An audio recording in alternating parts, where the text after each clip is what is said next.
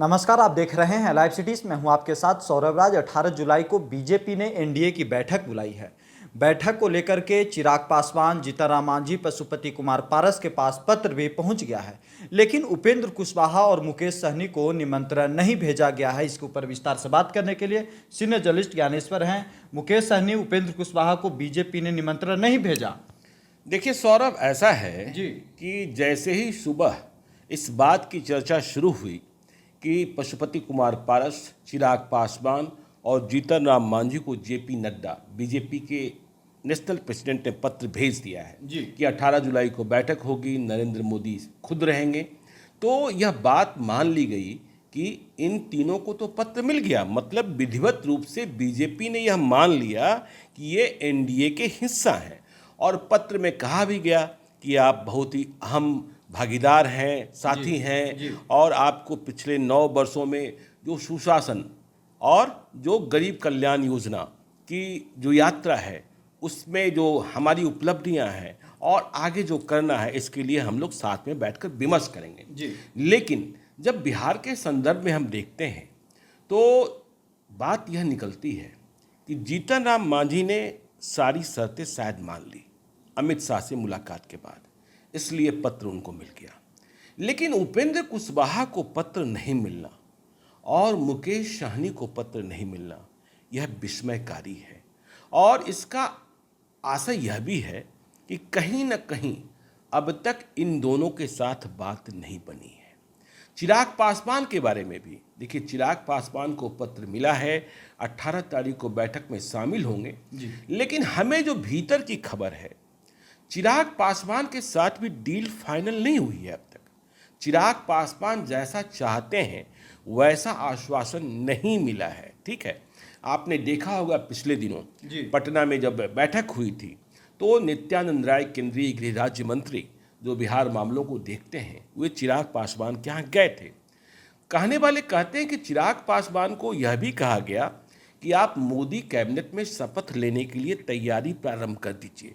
जब मंत्रिपरिषद का विस्तार होगा, निकट होगा, तो आप मंत्रिपरिषद में शामिल किए जाएंगे। लेकिन चिराग पासवान ने कहा कि मंत्रिपरिषद की बात बाद में छोड़िए, वह देख लेंगे, लेकिन हमारी सीटें फाइनल कर दीजिए। चिराग पासवान इस बात पर आज भी अड़े हैं कि उन्हें 2019 की तरह 6 लोकसभा सीटें और 1 राज्यसभा की सीट मिले, लेकिन इसका स्पष्ट आश्वासन अब तक प्राप्त नहीं हुआ है। देखिए, यह आश्वासन तो अमित शाह ही दे सकते हैं, जेपी नड्डा दे सकते हैं, नित्यानंद राय नहीं दे सकते हैं। तो चिराग पासवान बैठक में जाने के पहले और किन शर्तों को सामने रखेंगे, यह देखने की बात होगी। लेकिन उपेंद्र कुशवाहा को पत्र नहीं मिलना, देखिए पटना में उन्होंने मीडिया के साथियों से आज बातचीत भी की और कहा कि देखिए, पत्र का इंतजार मैं नहीं कर रहा था क्योंकि मैं अभी विधिवत रूप से एनडीए का हिस्सा नहीं बना हूं। लेकिन सभी को पता है कि उपेंद्र कुशवाहा एनडीए में ही रहेंगे। लेकिन जब आज उन्होंने कहा कि विधिवत तरीके से हिस्सा नहीं बना हूं, तो इसका आशय यह भी निकलता है कि बातचीत फाइनल नहीं हुई है। देखिए, सुबह से ही जब से ये पत्र मीडिया में आए, मुझे उपेंद्र कुशवाहा की पार्टी और मुकेश सहनी की पार्टी विकासशील इंसान पार्टी कि कई नेताओं ने, कार्यकर्ताओं ने फ़ोन किया, ये क्या हो गया, क्या लोचा है, हम लोग तो तैयार बैठे थे। देखिए, ये कार्यकर्ता कह रहे थे, नेताओं का तैयार होना, जो उनके सुप्रीमो हैं उनका तैयार होना, ये दूसरी बात है। मुझे खबर ये भी है कि मुकेश सहनी पिछले 2 दिनों में दिल्ली में ही थे, लेकिन मुकेश सहनी के साथ भी अभी डील फाइनल नहीं हुई है। उपेंद्र कुशवाहा को जब निमंत्रण नहीं मिला तो उनके कार्यकर्ताओं की बेचैनी बढ़ी है। उपेंद्र कुशवाहा के कार्यकर्ताओं की बेचैनी बढ़ी है, क्योंकि यह बातें कही जा रही थी कि उनके लिए 3 सीटें आरक्षित कर दी गई हैं लोकसभा में, जहां से उनके उम्मीदवार, मतलब राष्ट्रीय लोक जनता दल के उम्मीदवार चुनाव लड़ेंगे। लेकिन जब यह बात फाइनल हो गई थी, उपेंद्र कुशवाहा यदि राजी हो गए थे अमित शाह से मुलाकात में, तो फिर उन्हें निमंत्रण क्यों नहीं मिला। पशुपति कुमार पारस, देखिए ये तो पुराने सहयोगी हैं। जब लोजपा का 2 गुटों में विभाजन हुआ तो चिराग पासवान कहीं नहीं थे, लेकिन पशुपति कुमार पारस साथ में रहे और केंद्रीय मंत्रिपरिषद में भी शामिल हो गए। लेकिन इस बात का भी ध्यान रखिएगा सौरभ कि चिराग पासवान ने एक जिद पशुपति कुमार पारस को लेकर भी रखी है। दोनों चाचा भतीजा हैं। चिराग पासवान चाहते हैं हाजीपुर से चुनाव तो मैं ही लड़ूंगा जी। मतलब पशुपति कुमार पारस को हाजीपुर छोड़ना पड़ेगा। वे यह भी चाहते हैं कि उनकी पार्टी मूल रूप से वापस की जाए। तो ऐसे में पशुपति कुमार पारस का क्या होगा? उनके साथ उनके समेत 5 सांसद हैं और उनके भविष्य का क्या होगा? प्रिंस राज भी हैं जो चिराग पासवान के चचेरे भाई हुए, पशुपति कुमार पारस के भतीजे हुए। तो देखिए वहाँ भी एक तनातनी है। और मुकेश सहनी की बात करें, देखिए मुकेश सहनी पहले से ही मोल जोल कर रहे हैं और उनका कहना है कि हमारी सीटें किसी भी कीमत पर चिराग पासवान से कम नहीं होगी। ये मुकेश सहनी का मुकेश सहनी कह रहे हैं, ठीक है। मुकेश सहनी ने अपना वोट बैंक बिहार में बनाया है, इसमें कोई शक नहीं। निषाद क्रांति के माध्यम से हुए निषादों के नेता हो चुके हैं, लेकिन क्या उन्हें चिराग पासवान जितनी सीटें मिलेगी, इस पर आज भी देखिए जो मुकेश सहनी हैं वे धोखा खाए हुए हैं। बीजेपी से भी धोखा खाया है उन्होंने और महागठबंधन में भी धोखा खाया था। बीजेपी में आपने देखा ही था कि किस तरीके से उन्हें मंत्री पद छोड़ना पड़ा, क्योंकि उनके एमएलसी का रिन्यूअल नहीं हुआ। फिर उनके जो विधायक थे उन्हें बीजेपी ने अपनी पार्टी में शामिल करा लिया। इसलिए ये चाहते हैं कि हमारी लोकसभा सीटें, और मुकेश सहनी की एक नई शर्त है इस बार, जो उम्मीदवार होंगे हमारे उम्मीदवार होंगे।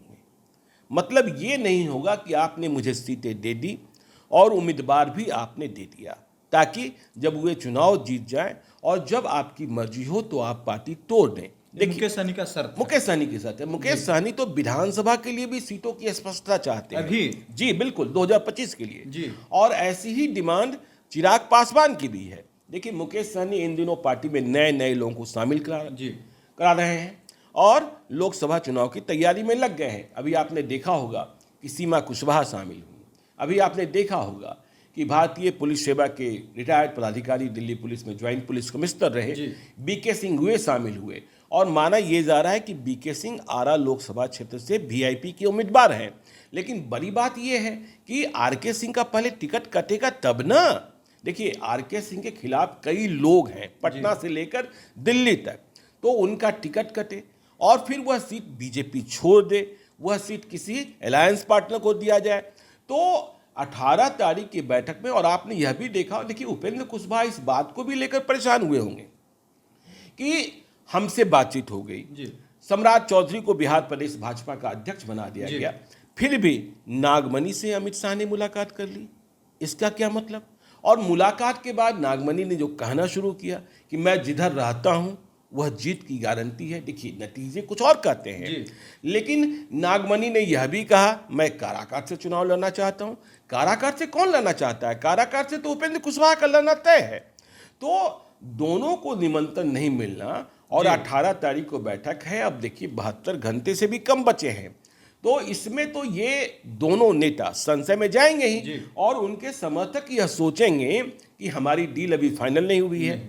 और महागठबंधन को यदि मौका मिल जाएगा तो वो यह कहना शुरू करेगा कि बहुत उम्मीद लगाए बैठे थे ना, उपेंद्र कुशवाहा जेडीयू को छोड़कर आए, नीतीश कुमार को छोड़ा उन्होंने, और सारी बातों के बाद उपेंद्र कुशवाहा कह रहे हैं कि विधिवत रूप से, लेकिन विधिवत रूप से क्या होता है? इसका मतलब आपकी बातचीत अभी फाइनल नहीं हुई, आपकी डील फाइनल नहीं हुई है।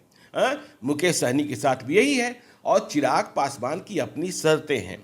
तो चिराग पासवान 18 तारीख की बैठक में जाने के पहले क्या क्या कहते हैं ये देखने की बात होगी। देखिए वे कह रहे हैं कि हाँ 2024 में नरेंद्र मोदी का कोई विकल्प नहीं है, नरेंद्र मोदी के सामने कोई चुनौती नहीं है, ठीक है। लेकिन यह भी आप जानते हैं कि चिराग पासवान की बातचीत तेजस्वी यादव से भी चलती रहती है।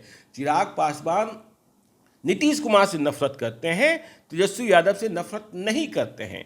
आपको वह दिन भी याद होगा 2009 में जब रामविलास पासवान चुनाव हार गए थे लोकसभा का राम सुंदर दास के हाथों, और दिल्ली में बंगला छीने जाने का संकट पैदा हो गया था।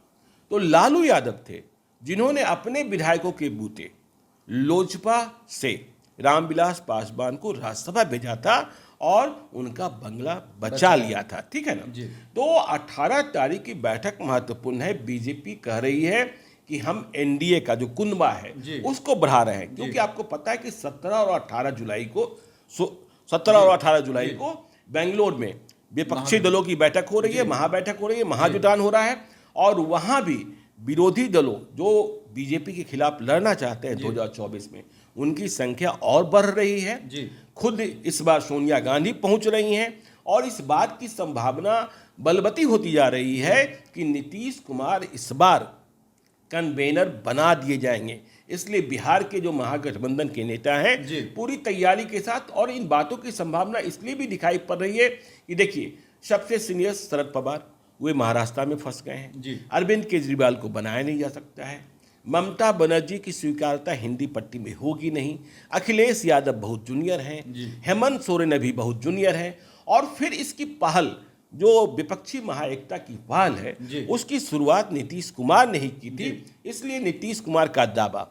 और एक बात देखिए, मैं बार बार कहता हूं कि आप मानिए न मानिए, यह बात तो बिहार में खत्म हो गई कि महागठबंधन की सरकार पर कोई खतरा है। बीजेपी वाले चाह रहे थे, बीजेपी वाले लगे रहते हैं कि तेजस्वी यादव कब मुख्यमंत्री बन जाए, ठीक है ना, बीजेपी वाले हाँ लगे रहते हैं ताकि वहां जो टूट हो, क्योंकि बीजेपी जेडीयू को तोड़ नहीं पाई। तो आप इस बात को समझिए। लेकिन एक बात मैं बार बार कहता हूं, आज भी कह रहा हूं कि नीतीश कुमार यदि आज हाँ कर दे तो वह बीजेपी जो कहती है कि नीतीश कुमार के लिए सारे दरवाजे बंद हैं, वह आरती उतारकर नीतीश कुमार को अपने साथ कर लेगी बीजेपी। क्योंकि बीजेपी के केंद्रीय नेतृत्व के बारे में सभी जानते हैं कि जब लोकसभा का चुनाव होता है तो वह एक एक सीटों की गिनती करती है, और करना भी चाहिए, ठीक है ना। सत्ता को फिर से हासिल करना किसी भी पॉलिटिकल पार्टी की बड़ी चुनौती होती है। राहुल गांधी अयोग्य हो चुके हैं, अब सुप्रीम कोर्ट में क्या फैसला आता है यह देखने की बात होगी। लेकिन आज की बात यह कि यदि निमंत्रण नहीं मिला है, जो नहीं ही मिला है मुकेश सहनी और उपेंद्र कुशवाहा को, तो उनके कार्यकर्ताओं की, नेताओं की धुकधुकी बढ़ी हुई है। और वे इधर से उधर से, पटना से लेकर दिल्ली तक लोगों से पूछताछ करने में लगे हैं, पता करने में लगे हैं कि आखिरकार हुआ क्या, कहाँ गाड़ी फंस गई, कहाँ डिरेल हो गए हम, ठीक है ना। और यदि इधर नहीं तो फिर कौन सा रास्ता बनेगा। लेकिन मैं अंत में भी कहता हूं कि उपेंद्र कुशवाहा की गाड़ी एनडीए की तरफ ही जाएगी। चलिए, तो अब देखना ये होगा कि उपेंद्र कुशवाहा, मुकेश सहनी का अगला कदम क्या होता है। अगर अभी तक लाइव सिटीज़ को यूट्यूब पे सब्सक्राइब नहीं किए तो सब्सक्राइब कर लीजिएगा, फेसबुक पे भी लाइक कीजिएगा और ट्विटर पे भी हमें फॉलो कीजिएगा। धन्यवाद।